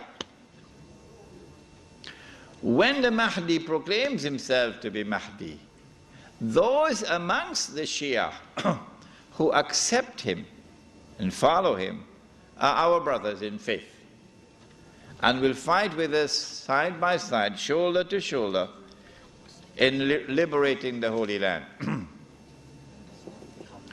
But when those amongst the Shia refuse to accept him as the Mahdi, they will no longer be recognized as our brothers in faith and will not fight with us shoulder to shoulder in order to liberate the Holy Land. When does one become a Muslim? One can be a Muslim in your heart, but we don't know it. So if you die, we can't bury you. No. We can't bury you. We can't give you Salatul Janazah, although you're a Muslim in your heart. Okay? We cannot perform the Salatul Janazah over you. The only time we can perform the Salatul Janazah over you is when you publicly declare yourself in the presence of witnesses that you are Muslim. Ashhadu an la ilaha illallah wa ashhadu anna Muhammad Rasulullah. You said that the Khilafah will not return until the Kaaba is taken control of. But when the Prophet established his state in Medina, he was not in control of the Kaaba. Please explain.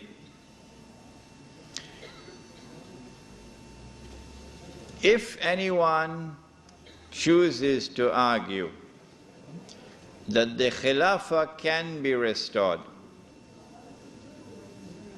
before the advent of Imam al-Mahdi, I have no quarrel with him. No.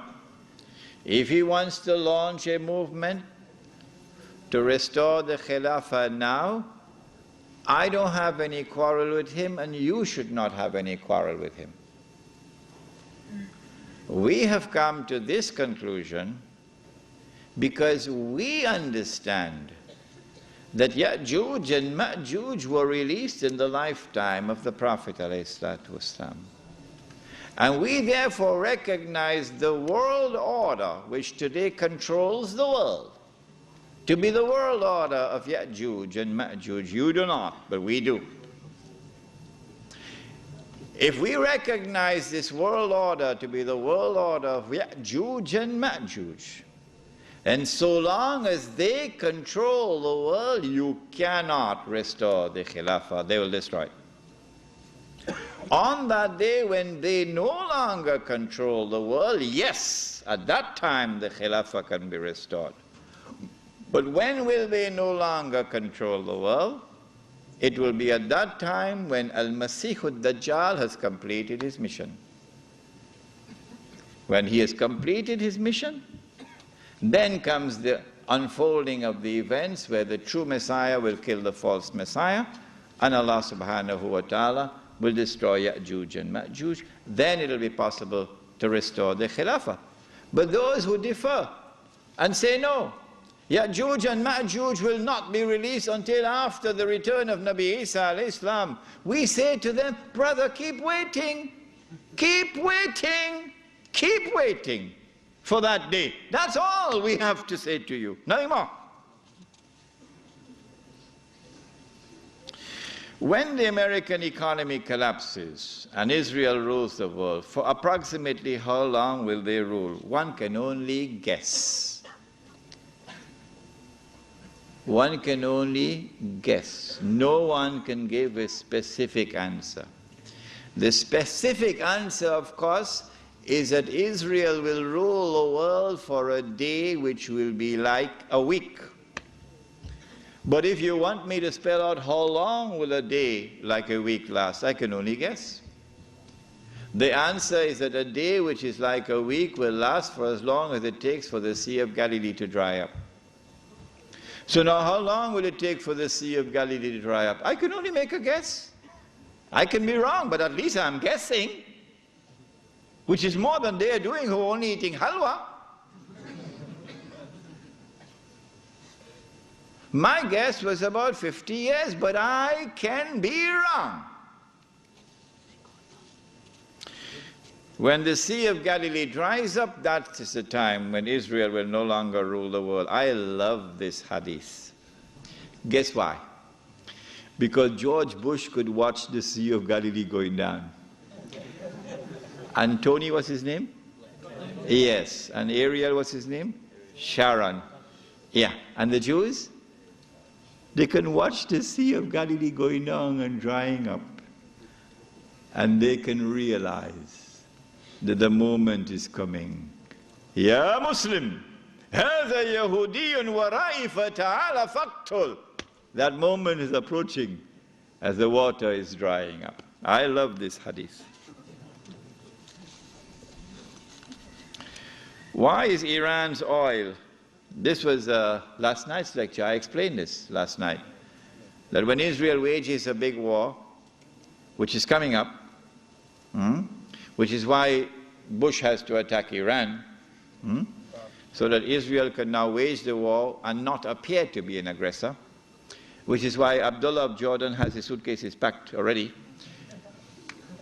When Israel wages a big war, in order for her to become the ruling state in the world, she'll have to seize the oil. Saudi oil, Iraqi oil, Kuwaiti oil, etc. But I said, I don't think they'll touch the Iranian oil. Why? He asks. The answer is, without in any way being disrespectful to the Shia, without in any way being uncharitable to the Shia, no, that's not my method. Anyone who declares of Abu Bakr Siddiq radiallahu ta'ala anhu, he was a usurper, is misguided. And anyone who compounds that by declaring that Umar Farooq radiallahu ta'ala anhu was a usurper is doubly misguided. And anyone who further compounds that by declaring of a third of the eminent companions of the Prophet Muhammad alayhi salatu wasalam, that Uthman Ghani radiallahu ta'ala anhu was a usurper, is casting a massive vote of no confidence in Muhammad sallallahu ta'ala alayhi wasallam. The three of his foremost companions were usurpers, robbing people of their legitimate position, like robbers and bandits. So anyone who declares of this, like this, are a people who are significantly misguided. That's all. This is not an uncharitable statement. This is a factual statement. A less than valid, less than authentic expression of Islam will always be advantageous to Dajjal. Because if this less than authentic expression of Islam is the only Islam which can mount a successful Islamic revolution, the only one, then the Muslim masses around the world will eventually be told that is the valid Islam, because that's the only one which has succeeded in the world. So you should give up the authentic Islam that you have and adopt that less than authentic Islam. Why would Israel want to dismantle such a state? No, it will not be in the interest of Israel to attack and seize the Iranian oil. But having said this, let it be clear that this is meant not, this statement of mine is not meant to show any disrespect whatsoever to the leadership of the revolution in Iran. Imam Khomeini and all those who fought the regime of the Shah with such matchless courage. I honor them and I respect them, and I'll never say anything hurtful about them.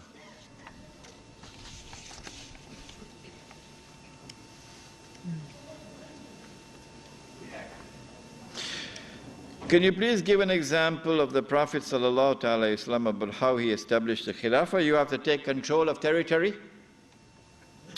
Either exclusive control, that is you alone control, or on the basis of an agreement in which you share control over the territory with others.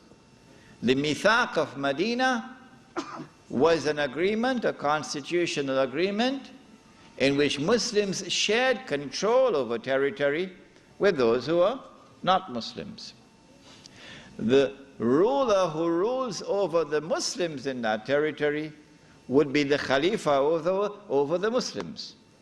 That was called a plural model of a state. But that plural model of a state only lasted for a short time, and then the Jews betrayed the Treaty of Medina and they were expelled. And now you have the exclusive model. When Muslims take control of a territory in the name of Islam and establish Allah's law in that territory, there will be one Jama'ah and one Amir. That Amir, on the condition that he controls the Haramain and the Hajj, would now be the Khalifa. What is the role of Freemasons in the globalization subject? The Freemasons are an organization which have their roots in ancient Israel, Banu Israel from the earliest times. The Freemasonry movement, however, was hijacked by the Europeans who put on the clothing of Judaism. European Jew. Yes, Sheikh Sadi, here we are. This is something for you. It's a gift. The Freemasonry now has been hijacked by them, and they're using it as a front organization so that they can stand behind. So you attack World Trade Center, but your fingerprints are not on the crime. You're behind.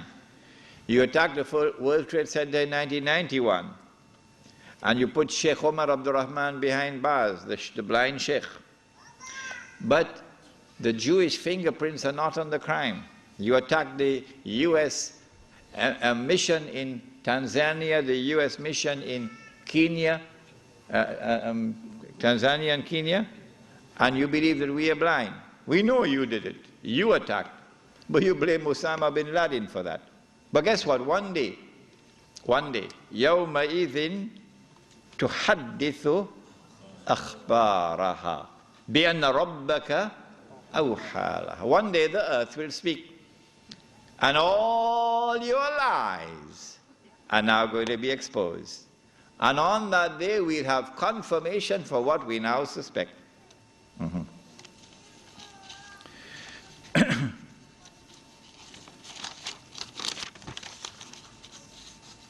What role does the economic boycott of Israel and some American companies have on the return of the Khilafah? It is something that the Muslim community should be taking seriously. Strange people, Muslims. What they should not be doing, that's what they're doing. And what they should be doing, they don't do it. Never in our entire history as a people have we ever used trade as a weapon. Never. Never. It is our enemies who use trade as a weapon against us. In Medina, an economic boycott against us which lasted 3 years.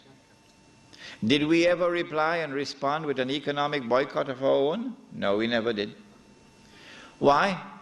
لا تأكلوا أموالكم بينكم بالباطل إلا أن تكون تجارة عن تراض منكم. Trade should be conducted in such a way that there is mutual benefit, says the Quran. So when you impose an economic boycott on somebody, you're hurting yourself. You're allowed to trade with your enemy, because in trade there's mutual benefit. The only thing that is prohibited is to trade with the enemy at times of war, in weapons of war. That is prohibited. So an economic boycott on the United States of America, and you're not going to drink Coca-Cola, well, you should not have been drinking it in the first place. Water is better than Coca-Cola. But leave that aside. We've never had an economic boycott in our own entire history. This is the first time I've ever heard of an economic boycott. I know about Ronald Reagan and his economic boycott on the Soviet Union, but not Islam. No. So from my perspective, it is wrong to engage in the use of trade as a weapon against anyone. Sheikh, concerning that question, just throw more context. Right, inshallah, Sheikh Shadi is here and he'll take on that subject of the detention center, inshallah. What happened to the army from Isfahan? I know about the army from Khorasan. The hadith is that when Dajjal attacks Damascus, and the Imam is inside the masjid and Dajjal is outside, Dajjal will be followed by 70,000 Jews from Isfahan wearing their Jewish shawls. That is the hadith. What this hadith indicates is that the state of Israel would no longer be ruled at that time by the European Jews, but that rather Banu Israel, who today are second-class citizens in Israel, they call them the Arab Jews. Banu Israel would have taken over the state of Israel from the European Jews. But this has already started. Where's the evidence? The evidence is that last year sometime there was the election for the presidency. I think it was last year. And the European Jews put up the prince himself. Who is he? Shimon Peres. The prince himself of the European Jews. And Banu Israel, the Arab Jews, or the Sephardic Jews as they're called now, they put up a person whose name nobody ever heard before. Moshe Katsov or something like that.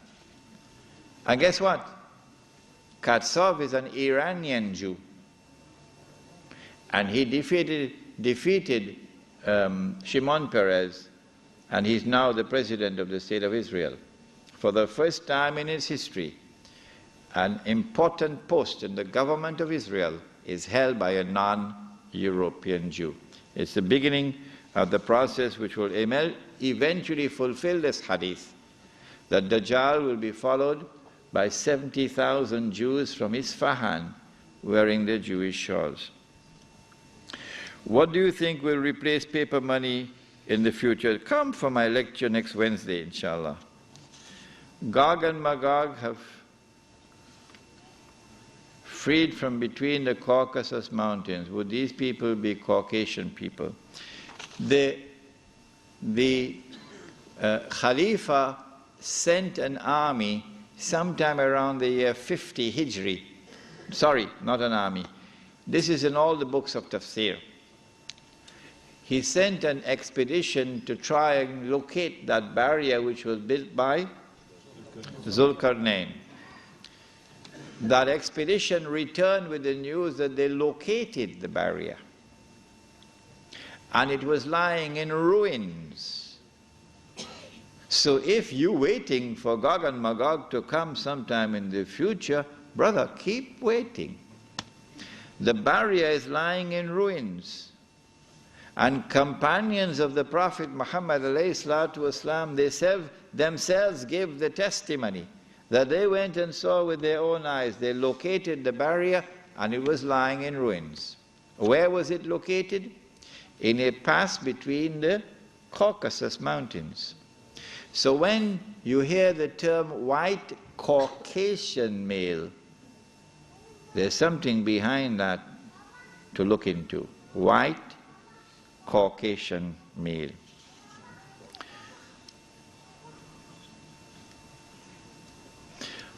How deep and what sort of oppression do you expect during the interim period when Israel becomes the ruling state in the world? This is where you must help me. I am doing what is called a structural thought, macro thought, all right?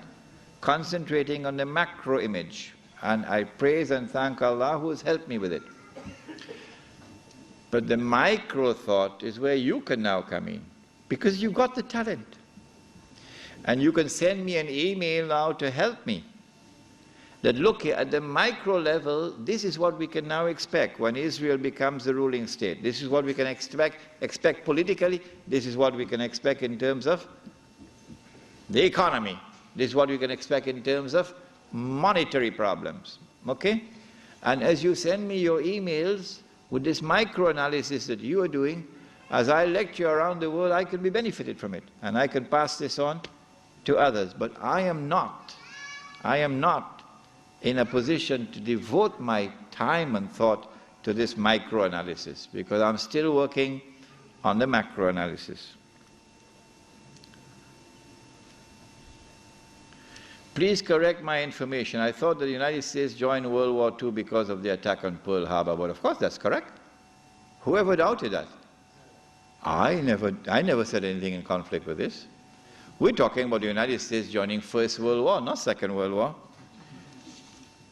If we have to wait for Imam Mahdi to ensure that all of Islam is completely implemented, then what do we do about our brothers and sisters being slaughtered around the Muslim world?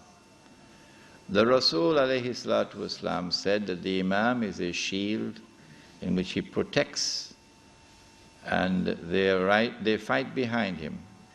Surely we must implement the leader first in order to protect the Muslims. I said that the jihad is already in force in the Holy Land. We don't need a fatwa from anyone. And I said that no one can stop this jihad, not in Oslo or not in downtown Washington. This jihad will continue until the Holy Land is liberated. But we engage in this jihad with the absolute assurance of the victory that will come. There is absolutely no doubt at all that this jihad is going to be successful. Secondly, the jihad to liberate Khorasan, because it is from there the army will come which will liberate the Holy Land. That jihad is already in force. And we already have, alhamdulillah, we already have shuhada who must be smiling and joyfully happiness in heaven now. Elsewhere in the world, however, if you engage in offensive jihad, not defensive. Defensive jihad is when you are being attacked and your wife is being raped and your children are being slaughtered. You fight. It is better to die as a man than to live as a rat. So anytime you're being attacked and you have no room for a strategic retreat, none. You're cornered, you fight. If it is possible for you to retreat, you must retreat. However, offensive jihad, for the purpose of liberating territory, for the purpose of establishing Allah's rule on earth, that, I said, is not possible anywhere on the face of the earth today. But I also said, listen, I wish I could repeat it 1,000 times.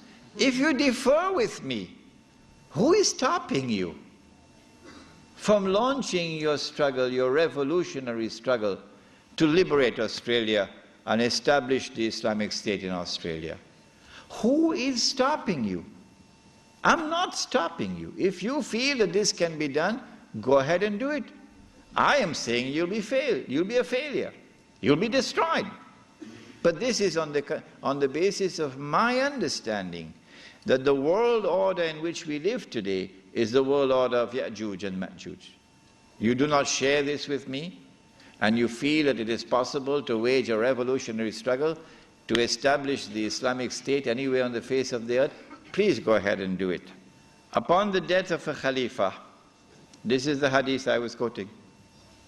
Same hadith he's quoted here. And he asks, does this hadith not indicate that the Khilafah will be restored before the return of the Mahdi? But this is the hadith on the Mahdi. Upon the death of a Khalifa, people will differ among themselves. then a man from the people of Medina will flee to Mecca. People from Mecca will approach him and give him the bay'ah while he dislikes it. This is not in Sahih Muslim. The bay'ah will be given to him between the Rukn and Maqam, near the Kaaba. He will divide the wealth among the Muslims justly and implement upon the people of the Sunnah of their Prophet. Islam will spread on the earth. He will be for 7 years and then he'll die, and the Muslims will pray upon him. Who is this man? Who is this man? Imam al-Mahdi. This is Imam al-Mahdi. Yes. All right, thank you very much. Assalamu alaikum wa rahmatullah. يا بيت القدس لنا أمل ستعود القدس لأمتنا ونطهر ساحتك العذراء وننشر فوقك رايتنا ننشر فوقك رايتنا القدس تنادينا القدس تنادينا.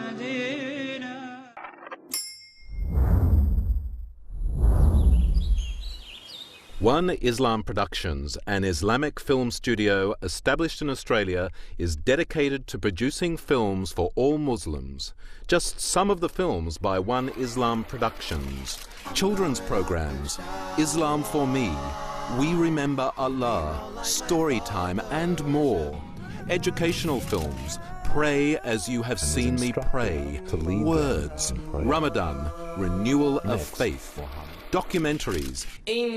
We at One Islam Productions believe that Islam is precious and deserves to be presented in only the highest quality. Visit us at www.oneislam.net for more information. One Islam Productions, a film production company run by Muslims for Muslims.